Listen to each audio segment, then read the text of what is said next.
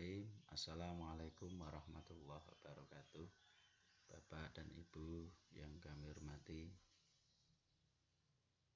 mahasiswa program Pascasarjana UNWAHA Semarang, kelompok Gerobokan yang berbahagia. Kami dari kelompok 3 yang terdiri dari Ibu Nuryasih, saya sendiri Saiful Mustafa, Siti Sopirah Martini, Sodikin, Subrijati, Trisusilawati, dan Yudi Nugroho akan mempresentasikan metode penafsiran Al-Quran, tafsir bil maksur. Pengertian tafsir bil maksur yang pertama secara bahasa berasal dari kata atsaro, artinya bekas. Tafsir ini disebut juga tafsir birriwayah karena berdasarkan riwayat-riwayat yaitu Al-Quran dan hadis dan lain-lain. Yang kedua, secara istilah para ulama mengartikan tafsir yang berasal dari kutipan yang sahih yang berfungsi untuk menjelaskan kitab Allah dan juga perkataan para sahabat. Selanjutnya, maka dapat disimpulkan tafsir bil maksur adalah penafsirannya terfokus pada riwayat-riwayat, yaitu dengan menggunakan penafsiran Al-Quran dengan Al-Quran, penafsiran Al-Quran dengan sunnah, penafsiran Al-Quran dengan perkataan para sahabat, dan lain sebagainya. Sedangkan karakteristik dan ciri-ciri tafsir bil maksur, yang pertama adalah tafsir Al-Quran dengan Al-Quran. Tafsir Al-Quran dengan Al-Quran adalah satu ayat, kata atau huruf dalam Al-Quran ditafsirkan dengan ayat yang lainnya. Yang kedua, tafsir Al-Quran dengan hadis Nabi Sallallahu Alaihi Wasallam.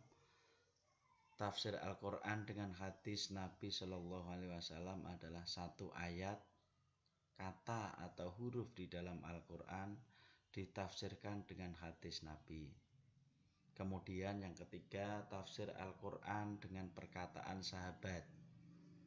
Tafsir Al-Quran dengan perkataan sahabat ini adalah suatu ayat, kata atau huruf di dalam Al-Quran ditafsirkan dengan perkataan sahabat.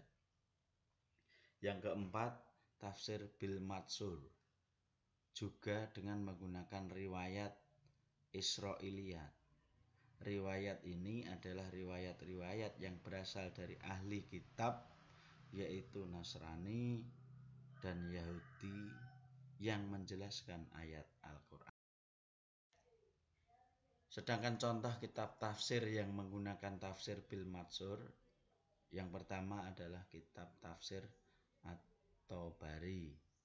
Beliau menafsirkan ayat Al-Quran dengan jelas dan ringkas dengan menukil pendapat para sahabat dan tabi'in disertai sanadnya. Jikalau dalam ayat tersebut ada dua pendapat atau lebih, disebutkan satu persatu dengan dalil dan riwayat dari sahabat maupun tabi'in yang mendukung dari tiap-tiap pendapat, kemudian mentarjih atau memilih di antara pendapat tersebut yang lebih kuat dari segi dalilnya. Dan juga dalam penafsiran beliau juga menggunakan riwayat Israiliyat. Oleh karena itu, beliau menggunakan tafsir bil maksur dalam kitab tafsirnya. Kemudian contoh yang kedua adalah tafsir Ibnu Katsir. Beliau sangat teliti dalam mentafsirkan ayat-ayat Al-Quran dengan menukil perkataan para sahabat. Beliau juga menafsirkan ayat dengan ibarat yang jelas dan mudah dipahami, menerangkan ayat dengan ayat yang lainnya, dan membandingkannya agar lebih jelas maknanya. Beliau juga menyebutkan hadis-hadis yang berhubungan dengan ayat tersebut dilanjutkan dengan penafsiran para sahabat dan para tabi'in. Dengan pemaparan tadi bisa disimpulkan bahwa tafsir bil maksur adalah penafsiran yang berdasarkan ayat Al-Quran dengan ayat-ayat Al-Quran lainnya. Ayat Al-Quran dengan hadis Nabi Shallallahu Alaihi Wasallam. Ayat Al-Quran dengan perkataan sahabat. Tafsir bil maksur berdasarkan riwayat-riwayat tersebut. Oleh karena itu, tafsir bil maksur disebut juga dengan tafsir bil riwayat. Tafsir bil maksur disebut juga dengan tafsir bin nakli. Tadi presentasi dari kelompok 3. Terima kasih atas perhatian Bapak dan Ibu sekalian. Kurang dan lebihnya mohon maaf. Billahi taufik wal hidayah. Wassalamualaikum warahmatullahi wabarakatuh.